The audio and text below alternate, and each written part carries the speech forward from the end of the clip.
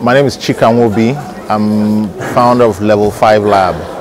And you've been doing seed investing here in Nigeria. What sort of companies have you invested in and how much have you put in?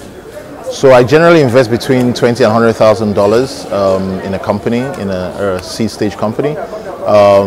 Some of the more notable companies I've invested in include Jobberman, the jobs website, Checky, the cars website, Pass.ng, exam testing platform, Phone Trader, which is like a used phone e-commerce business, JSB,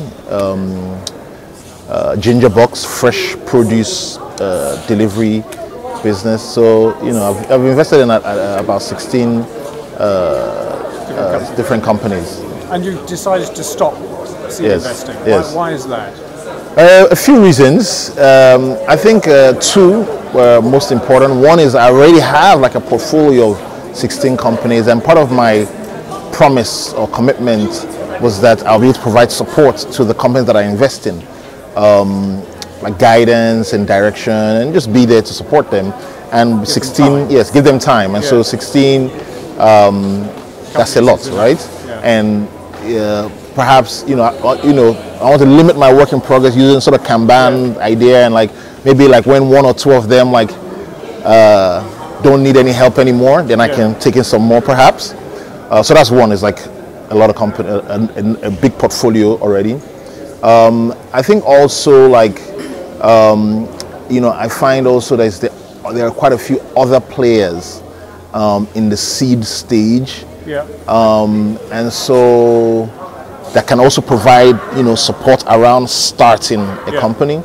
There may be not that many people that can provide support around growing a company. So I'm not doing seed investing. I'm still doing like growth investing, like $500,000 and above. Looking to only do like maybe one or two a year. So much smaller, much less time commitment. And all that, the third thing, all that is sort of tied in with the fact that I'm getting back operational with Level 5 Lab, working on a couple of business ideas that I find interesting. So I need time to do that. To do your own business. Yes. Of the 16 companies, how many are in profitability in the conventional sense? Two.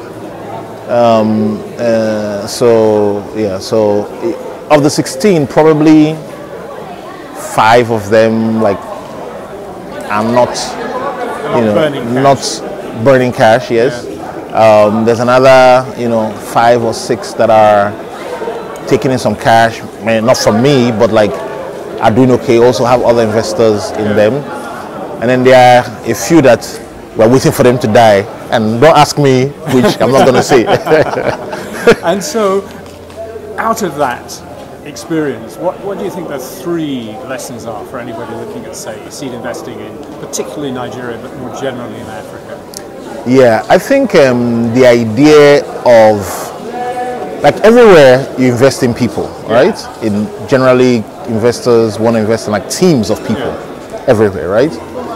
I think in Nigeria, the team having strong knowledge or experience or competence in the problem that they're trying to solve is not something that's, because they're not going to have, because there's not that much of like the support infrastructure. They need to be able to really navigate the problem, the industry themselves.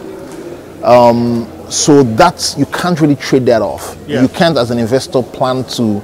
So they need to have some. They need to have significant, either experience or maybe they have the access through some one way or another, right? So that's the first lesson. That's the first lesson. Lesson. So the second thing is like I really think it's really valuable to be able to like co-invest with other people that can provide some support, that can provide support with helping the businesses with raising more money, because again, like there's not that much investors, there's not that much investment. So the more like we double down on the companies that are making progress, then the easier it becomes. So the third lesson. I think like you have to be able to like cut some of the businesses. Like if I mean, the same like everywhere, but I think like in America or in England, like people don't really, the idea of like failing in a business is not a big deal. People are ready to like move on very quickly. Here, it is less so. Not necessarily because of the shame of failure, but because like being a startup founder is cool. So then, you know, people from a status standpoint, the co-founder team, you know, are happy to still continue to be the co-founder of this company that people have heard of, and hang around and so on and so forth. But you know, they still take some of your time as an investor.